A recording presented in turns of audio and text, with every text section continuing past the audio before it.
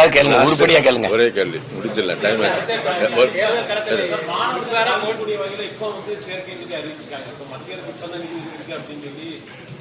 புரியல. மாணவர்கள்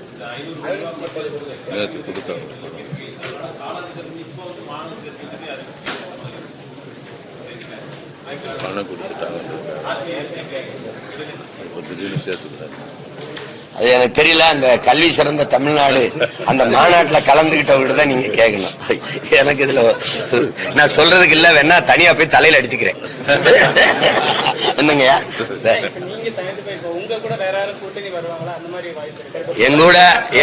எங்கூட பெரும்பாலும் வரமாட்டாங்க. ஏன்னா உங்களுக்கு தெரியும், இங்க தேர்தல், அரசியல் தேர்தலுங்கிறத எப்படி பண்ணிட்டாங்கன்னா, வாக்கு காசு கொடுத்தா தான் வாக்கு பெற முடியுங்கிற ஒரு முறையை கொண்டு வந்துட்டதுனால இந்த ரெண்டு கட்சியும் பணம் வச்சிருக்கு. வாக்கு காசு கொடுத்து இப்ப கூட்டணி வச்சா 10 சீட்டுனா 10 சீட்டுக்கான வாக்கு காசை கொடுத்துரும், செலவு காசையும் கொடுத்துரும். அதனால அங்க சீட்டையும் கொடுத்து நோட்டையும் கொடுத்து அவங்க ஜெயிக்க வைப்பாங்கிறதுனால இந்த கட்சிகளோட கூட்டணிக்கு போகத்தான் எல்லாரும் விரும்புவாங்க. இப்ப நம்ம கிட்ட அது ரெண்டு இல்ல, அதனால அவங்க வரமாட்டாங்க. அப்ப ரெண்டாவது வரணும்னா நம்மள மாதிரியே ஒரு மாற்றத்தை விரும்பி நிக்கிற கட்சி இயக்கங்கள் தான் வரும். அது இப்போதைக்கு வாய்ப்பு இல்லை. அது ரெண்டாவது நாங்கள் அது இல்லை. நாங்க 234 இப்ப குறைஞ்சது 150 வேட்பாளரை போட்டோம். என் தங்கச்சி எல்லாம் கன்னியாகுமரியில போட்டிடுது. அது எத்தனை வருஷம் எவ்வளவு நாள் ஆச்சுப்பா அவனை அறிவிச்சு? 1 வருஷமா வேலைச்சுது. கன்னியாகுமரியில 1 வருஷத்துக்கு முன்னாடியே வேட்பாளர் போட்டேன். இப்ப தூத்துக்குள்ள என் மயன் ஜாக்கப் வந்திருக்கானா, இந்த அன்னைக்கெல்லாம் பாருங்க, இவன் போட்டிடுறான். புதுசா இன்னும் இது பண்ணல. நான் சும்மா இந்த ஒப்புக்கு கோடிட்ட இடத்த ஃபில்லிங் தி பிளாங்க்ஸ் கிடையாது. கேடர்னா ஆள் சின்ன ஆள் நினைக்கிறீங்களா? அவனை பேசி பாக்குறீங்களா? அவனோட அவன் வெளிநாட்டுல வேலை செஞ்சுக்கிட்டு இருந்த வேலையை விட்டுட்டு அரசியல் செய்ய வந்த என் தங்கச்சி. அவன் 10ஆவது படிக்கும் போது அவங்க அப்பாவை கட்சியில சேர்த்து விட்டான். அவர் காங்கிரஸ், பெரிய காங்கிரஸ். அவரு எங்க அண்ணன் பேசுறது கேளுங்க. திரும்பி அந்த கட்சியில சேருங்கன்னு இன்னைக்கு காரி துப்புறான், வீட்டுல இருக்க கூட மாட்டான்னு. அவன் 10ஆவது தான் படிச்சிருந்தான்.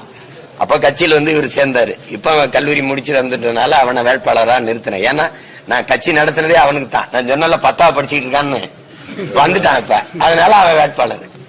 அதனால 234 என் பிள்ளைகளோட நீங்க எந்த கொம்பனும் தர்க்கம் செஞ்சு வெல்ல முடியாது.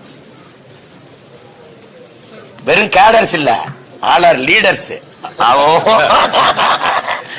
கேளுங்க. அது மாறுது நாறுது, பிரச்சனை இல்ல. நான் சொல்லிட்டேன் என் நிலைப்பாட. நான் தனிச்சு போட்டிட்டுட்டேன். இன்னொரு குறைஞ்சது ஒரு 50-60 தொகுதி தான் இருக்கு. தேர்வு பண்ணிட்டு பிப்ரவரி 7ஆம் தேதி மாநாடு இருக்கு. அதுல மொத்தமா எல்லாரையும் அறிவித்து. எதிரி பலகீனமா இருக்கிறான்னு நினைச்சு அந்த நேரத்துல சண்டைக்கு போற வீரனுடைய மகன் இல்ல நான் எதை பத்தியும் கோலப்படுறது இல்ல. 20 நாடுகள் எதிர்த்து நின்ற போத பயப்படாம நின்று சண்டை ஓட்ட வீரனுடைய மகன் நான்.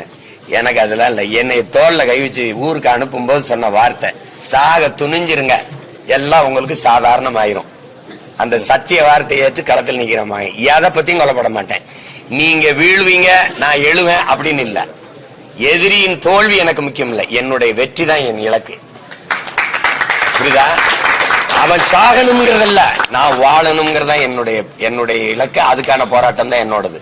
அதனால எப்பவுமே நாங்க நேர்மறை சிந்தனையில தான் இருப்போம். நாங்க வெல்லணும், வளரணும். நாங்க வளரணும், வெல்லணும், இதுதான் முக்கியம். அடுத்த திராவிடம் ஒழிக, திமுக ஒழிக, அதிமுக தமிழ் தேசியம் வளர்க, வெல்க, நாம் தமிழர் வெல்க, இதுதான் நாங்க நினைப்போம். அந்த மாதிரி அடுத்தது இதெல்லாம் கவனம் கிடையாது. நான் இன்னைக்கு நேத்தா 16ல போட்டியிட ஆரம்பிச்ச தேர்தல் அரசியலுக்கு வந்தேன்.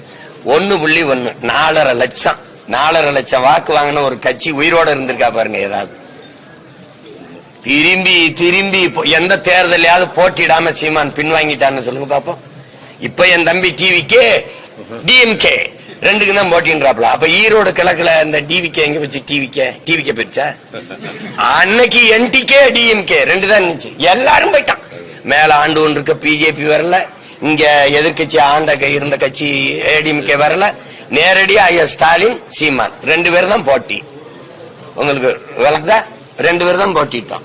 அன்னைக்கு என்னுடைய விவசாய சின்னத்தை கூட தரல. வேற வழி இல்லாம அதே மைக்கிலே போய் நின்னேன். அவங்க பல ஆண்டுகளா இருக்கு, 75 ஆண்டுகளா வச்சிருக்கிற உதயசூரியன் சின்னத்துல நின்னாங்க. எல்லா கட்சி கூட்டணி, காசு, கள்ள ஓட்டு, அப்படி இருந்து என்னை நான் 16 விழுக்காடு தொட்டேன். 25,500 ஓட்டு போட்டாங்க மக்கள். அதெல்லாம் நான் எப்பவுமே கவலைப்படுறது இல்லை. அதனால இந்த தேர்தலில் போட்டிடுவோம்.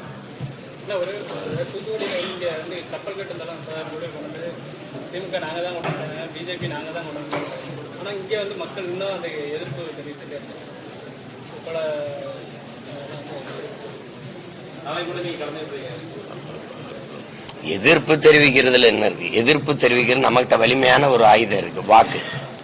அதை வச்சு வீழ்த்தினாலே ஒளி அது திருந்தது.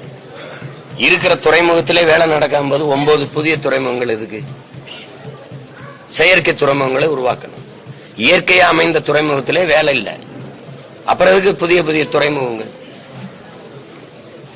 நிலத்தை கொடுத்தாச்சு தனியார் முதலாளிகளுக்கு, இன்னும் கடலை கொடுக்கணும். என்ன இருக்கும் மக்களுக்கு என்று என்ன இருக்கும்? அதனால நாங்க போராடுறோம். எங்களுக்கு இந்த வலிமை போதல்ல, இன்னும் கொஞ்சம் வலிமை வந்துச்சுன்னா தான் அது. இப்ப நான் கூண்டுக்குள்ள இருந்து கத்துறதுனால இந்த சேவலுடைய சத்தம் கேட்கல. கூரை மேல ஏறி கூவிட்டேன்னா கேட்டுரும். அப்ப கூரை மேல ஏறுறதுக்கு தான் ஏனிய போட்டு ஏறிக்கிட்டு இருக்கேன்.